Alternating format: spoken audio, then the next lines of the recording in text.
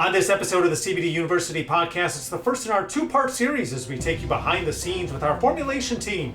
Learn about our brand new Formulation Lab, the team that gets the whole process started of creating your favorite CBD products and how they craft that perfect formula in each product. This is the CBD University podcast and it starts right now.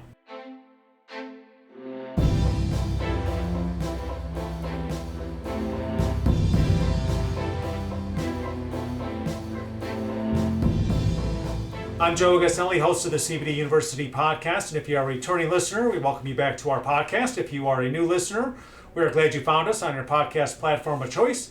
You can also find full video episodes of the CBD University podcast on the Global Widget YouTube channel and the YouTube channels of our brands. And you can also subscribe to our podcast, the audio or the video version, and wherever you do, you'll get notifications when episodes are published each week. We're taking you way back to the very beginning of any of our products that you order from us or find on the shelves at your favorite retailers. It all starts with our formulation team who recently moved into a brand new formulation lab. We'll talk about that, plus the experience and education needed to be a formulator and how hard is it formulating CBD done right. Joining me for this episode, two members of our recently expanded in-house formulation team, our newly promoted quality control manager, Nelson Rodriguez, and one of our formulators, Michael Diaz. Welcome to both of you to the podcast for the first time. Thank you, Joe. I appreciate having us. First of all, welcome to the team. Second of all, congratulations Thank you. On the new title. Yes, thank you. And let's start off with that.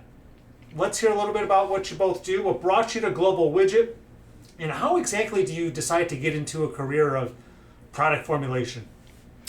Well, you don't really get to decide to make a move that big. It's just the background that you have, right? So, I mean, we have a lot of background in basically different formulations from industrial chemicals to other stuff.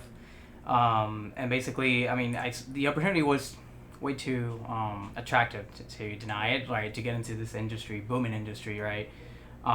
It's a very different environment, but it's a challenge on itself. I don't know. Yeah, no, I mean, being a formulator, just an R&D person, you love to do something different every day, and so that's something. It provides a challenge every day, different things like that. And so I've been doing it for the last 10 years as a chemist. And when I came, what he said, just into this new up and coming industry, I wanted to be a part of that, and I could see the commitment Global Widget had to putting science into their processes and trying to improve and make the gummy as quality as it could be, and high quality as it could be. So I mentioned in the introduction, but you both work in a brand new 400 square foot formulation lab located here at our manufacturing headquarters in Tampa, Florida. Discuss the features of this lab and what does this expansion allow you as formulators to do on a daily basis for our customers, private label customers, wholesale and retail partners? So, I mean, the lab is a big lab, right? And we have a lot of formulators. There's the team is actually it's growing. I think what I like the most is that we can bounce ideas off each other, right?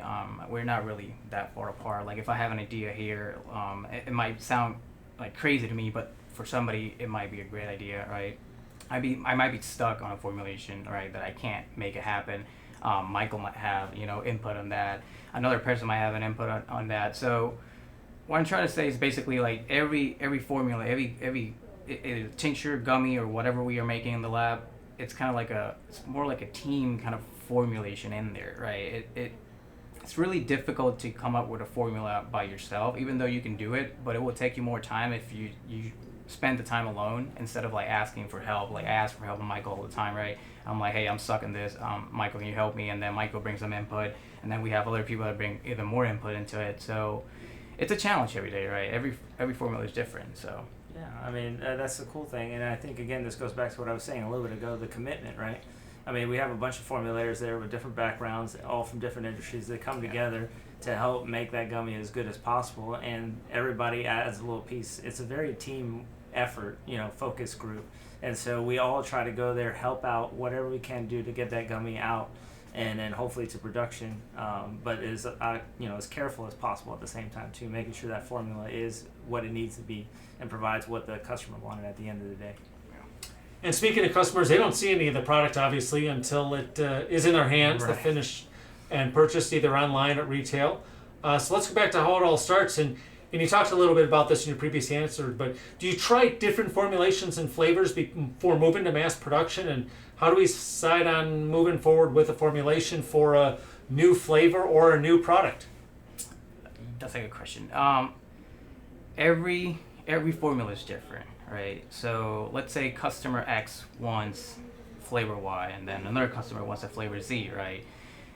When you change a flavor or even other raw materials in a formulation, you're already changing the whole system, right? So you cannot expect to have the same stability with system A that has a flavor in there, right? And then you have a system B that has another flavor. It changes everything completely, from stability, from color, texture, flavor, everything. So yeah, there's no formula is the same, is what I'm trying to say. And to keep it consistent, to keep a product like stable, a lot of variables come into account, right? Yeah.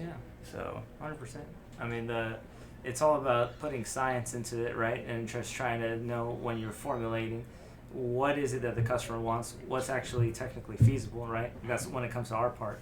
There's a technical feasibility, and then we give feedback if there needs to be feedback, or we just carry on through to make the gummy and make it work how it needs to work. So one thing you mentioned, I had this question come up a little later, but we'll talk about it now because you just mentioned it. So no two formulas are the same. We're talking hundreds, maybe thousands of products. So how do you keep track of all the different formulas? I mean, if every product has its unique formula, we're talking hundreds and hundreds of formulas. yeah, I mean, it all goes to fundamental science, right? It all goes back to chemistry. Now, yes, not a single formula is the same as the other one, right? But that doesn't mean that the system is going to behave closely to another formula, right? So the way we keep track is, I mean, we do have all the formulas, right? To keep track of it is, for example, that's why I brought the team effort thing, right? Maybe Michael is working on a formula, right, that is very similar to a formula that I'm working right now. It's not the same thing, but it's as close as possible as the formula that I'm working with, right? So that's when I go to Michael. I'm like, okay, Michael, he has more experience working with this active, right? So I'm like, okay, Michael, in your experience, how this active ingredient in the gummy has make the stability of the gummy or texture or any of the other characteristic of the gummy, like how they behave, right? So if Michael has more experience in that, then I'll go to him and I'm like, hey, how does this behave with my formulation? What do you think is going to happen? At least that's the way I see it. Yeah, I mean, you just take it one formula at a time, right? And everyone's different, and then if you have ones that are run into similar actives and stuff like that, you have conversations with those people who work with those. What are the good things you saw? What are the maybe negative effects you saw on the gelling chemistry behind it? And then you formulate it to make it the gummy that you want. But yeah, it's a group effort, that you just have to talk amongst each other, and we all kind of help each other out at the end of the day. Yeah, at the end of the day, we have fun. It is. At the end of the day, we're just having fun, to be honest. It really is. Yeah. I mean, it's a joy to put science into this. It is. But it's also got a little bit of that creative factor, because now you get to make all sorts of gummies, all different flavors, all different colors. I mean, and it's different shapes. Yes. And all that adds a little bit of factor into the formulation. But it is fun. Well, and actually, you know what? When people say, like, it's just a formula, right? You made the formula and that's it. Yeah. It doesn't stop there. Yeah. Right? It goes through the whole process, right? Sure. One, you let's say you have a stable formula in the lab, right? Then you need to scale that up, right? So, and we have the capabilities in the lab, right? We have a depositor that can get us to the middle point of lab batch and production batch, right? So things don't behave the same on smaller quantities in the lab versus the other equipment that we have in here. So we take that into account, right? So we take into account the whole process from literally the theory of the gummy that we're trying to formulate, and then to basically the production run. Is there a type of product that's harder to formulate? You talk about the tinctures, you talk about the gummies, even like a topical product. Is there one product or one category maybe that's harder to formulate than another? Well, I mean, I can start off by saying some of our gummies, there are some actives that go against the gelling chemistry, and so you have to again make up for it in your formula. And so there are some, just long story short, is that there will be some things that you're like, okay, this should work. I'm putting it in there, my normal amounts of everything, and then all of a sudden it kind of turns into a goo.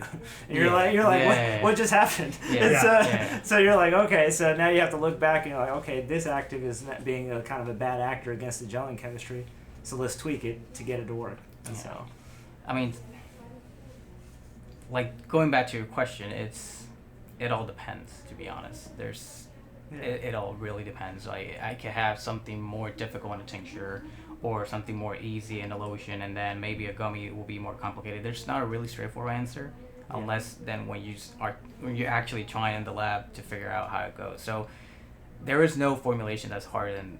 I mean, there are formulations that are harder than the other ones, right? But as like different products, I guess it's a difficult question. It kind of boils down to like, do you have an incompatible chemical? Yes. With whatever you're trying to make, whether it's the tincture, whether it's the gel or the gummy, you can, if it have an incompatible chemical, it makes it more difficult for you to do what you want to do at the end of the day and get what you want, and especially if the customer wants it a certain way, right? And so when you're trying to fit all and check all those boxes, you have to make sure, okay, is this, again, goes back to the technical feasibility we were talking about a little bit ago. So it's like, is this possible? And so if it is possible, is it what they want at the end of the day? And so maybe it turns out a little different, but it is possible, right? And so that's something you have to have constant communication between customer to us, and then us to production. I mean, we're here to educate basically on how to properly do it. But you bring a good point about what goes with what. There are some things that naturally don't go with each other, and I mean that's what we're here.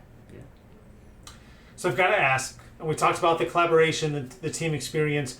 With all of your experience, do you ever have that moment where you have come up with a formula that you think is going to taste great or be awesome, and then it turns out to be like awful, or vice versa, where you're like, oh, that was I didn't think this was going to work out, but this is actually pretty darn good. Oh yeah. I mean, go ahead. I mean, we're some stuff. It doesn't. I mean, it's very rare that you get it on the first try, right?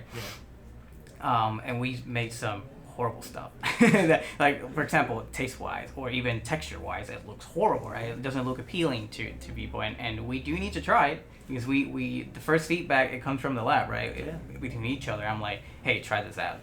Do you like it? I mean, the thing is, taste is very subjective.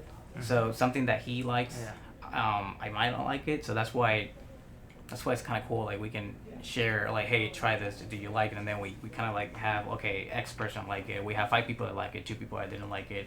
But we made some bad stuff that's not really appealing.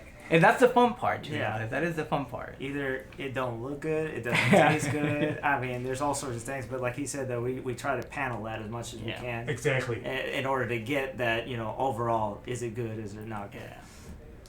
And some of our newest products now available for you, the customer. If you are listening at home, you can check out some of our newest gummy varieties along the Hemp Bombs line, our new botanical blends, and the new immune support CBD gummies with elderberry extract. And obviously look for new products and variations coming soon. And we'll have to have more members of our formulation team on a future episode of our podcast. But Nelson, Michael, thank you both. A lot of great information there. Thank you so much for having us. I appreciate it, man. Cranking out some great tasting and effective CBD products. And we look forward to meeting, as I mentioned, more of our formulation team and learn more about our CBD and CPG products on a future episode of our podcast. As I mentioned, quality manager Nelson Rodriguez, formulator Michael Diaz, my guests on this episode of the CBD University podcast. And as a reminder, if you have not yet done so, I invite you to subscribe to our podcast wherever you receive your podcast, and you'll get notifications each week when new episodes are published.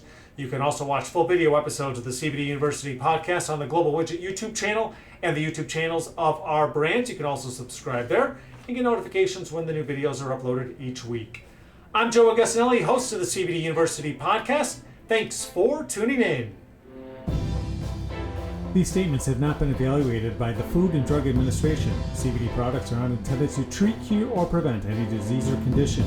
Always consult your personal physician about CBD and using CBD products. CBD should never be used by anyone under the age of 18. This podcast is not intended to provide legal advice regarding the legal status of CBD and CBD products.